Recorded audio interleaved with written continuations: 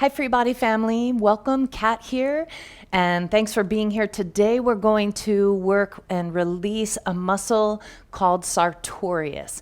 Sartorius is really essential to know about, to know how to release its trigger points if you're having sciatica pain, low back pain, if you have a rotation, a twist in your pelvis, if you're having inner knee pain, it can cause all that stuff, groin pain. It's just wreaking havoc in there. Sartorius, I feel like, doesn't get enough play. It doesn't get enough attention. So let me break this down for you, what's going on. So you can feel at the very front of your pelvis, you can find that ASIS. That's that point on the front of your pelvis that you can feel, right? The very front of your pelvis. Sartorius comes up and attaches to the kind of innermost portion of that. So it crosses the hip joint and acts on the hip joint. It's a hip flexor, Sartorius. Then it comes down, dives deep and flanks. It just runs along the quad muscles, and then it attaches just below the knee in the pes anserine. What else attaches in the pes anserine? The gracilis, which runs along the inseam of your pants and attaches on the very inside of your pubic bone. And then one of the hamstrings also attaches on there. So I did a video on like inner knee pain. I'll put the link in the description below. Check that out. But the topmost portion of that pes anserine is the attachment site of Sartorius. So Sartorius crosses the knee, so it also bends the knee. This muscle also, as it bends the knee, rotates the hip out to the side.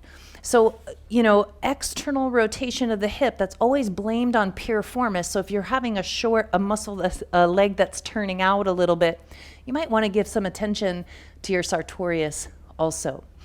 So Sartorius can grab a hold of that front of the pelvis and pull it down and forward. So if your pelvis is rotated more on one side than the other, if you don't release your Sartorius, you're going to have a hard time shifting that pelvis back to center. So we're going to work in a portion of Sartorius. We don't want to work too close to the knee joint really ever. You can use the soft ball. Got my FreeBody Basic Plus toolkit over here. Got the soft FreeBody ball. You can use that on bones, on joints, because it's got that give, right? It's the only ball you want to use around bones, on tendons, on ligaments. Totally okay. Then we're going to come up and we're going to get closer to the pelvis. So let me show you how that's done. I'm going to show you just on the right side. You can give a little attention, just kind of rolling around. What does the rolling around do? It hydrates the area. You're kind of bringing some hydration, helping to move inflammation out of an area. If this spot below your knee gets a little numb, could be coming from Sartorius, or if it is inflamed, it's partly coming from Sartorius. If you're having inner knee pain, partly definitely coming from Sartorius. So just give a little attention around the knee to kind of free that up and start hydrating that tendon.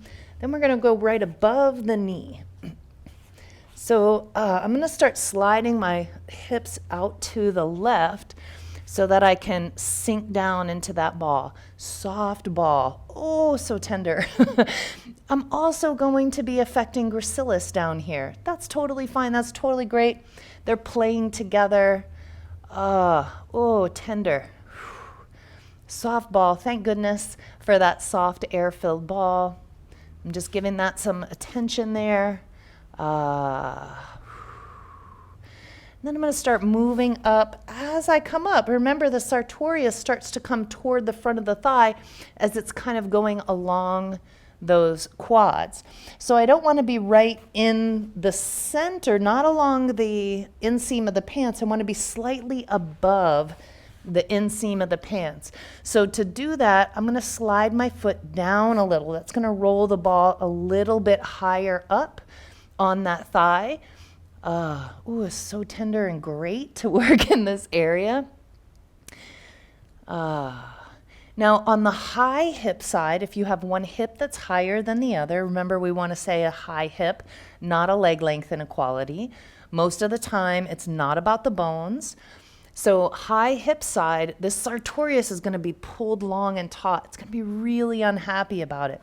So somewhere in your process of lowering that high hip, you're going to want to be releasing both sides sartorius. So I want you to play with lifting the foot. See how my foot on my right leg, my right foot is lifting up. So I'm kind of shifting the angle on the ball. I'm really able, right there, to get that sartorius really specifically. Slightly toward the front of the thigh. By lifting my foot, I'm rotating my thigh on the ball. And in that way, I'm able to follow our friend sartorius. Oh, it's so good. I'm going to move the ball up again. I'm past halfway now. As I sink down, I'm with my foot on the floor, I'm not in sartorius at all. I have to lift my foot.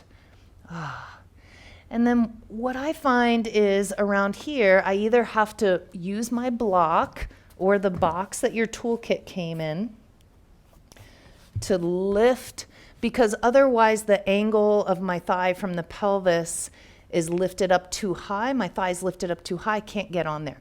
So now I put the block under there and lift the foot. Sartorius, it's so exciting. Yes, I'm singing. It's so good though. And so see where I am? I'm up high in the pelvis, in the thigh, toward the pelvis, lifting my foot so I'm rolling slightly toward the front of my thigh. Oh, that's so exciting. Oh my gosh, yep. And I can feel that down my leg, even into my calf a little bit, which is unusual for sartorius to refer there, but it's affecting a bunch of different muscles here. Because this muscle is a hip flexor, an external rotator of the hip, and a knee flexor, a knee bender, it's going to affect all the muscles that do all those jobs. It's going to affect all your hip flexors. It's a piece of the puzzle of the hip extensors, because the hamstrings do the opposite. But one of the hamstrings attaches at its attachment point.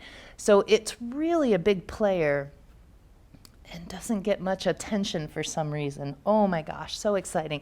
Now I'm going to go way up high by the pelvis. I'm going to lift that foot until I find something interesting. There it is. See how my foot is lifted up, my knee is bent, my foot is lifted to turn and rotate my thigh so the ball is actually a little more toward the front of the thigh. I'm not with my foot down, I'm more in the adductors.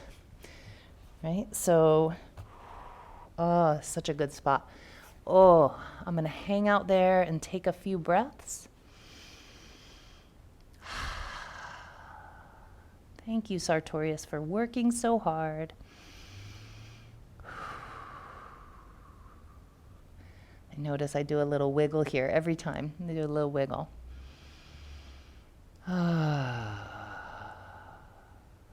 Yes. It's so good. Great. Okay. So now we're going to move off the ball. So we started just below the knee. We went right at the side of the knee joint, only with the soft ball. And then as we came up the inner thigh, we lifted the foot to rotate so that the ball is following this trajectory. Here's the inseam of my pants. I want to ride up along those quads. Now I want to do a little flip-flop, kind of shake it out a little bit.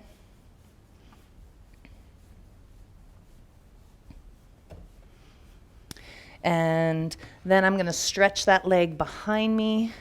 You can do that. You can do that with your hands up on a block to stretch that sartorius.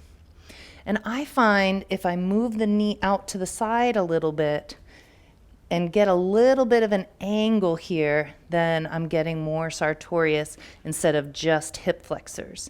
If I let that hip drop, I'm not in that stretching that sartorius at all. So I want to keep the hip open, and then I'm feeling it. Take another breath.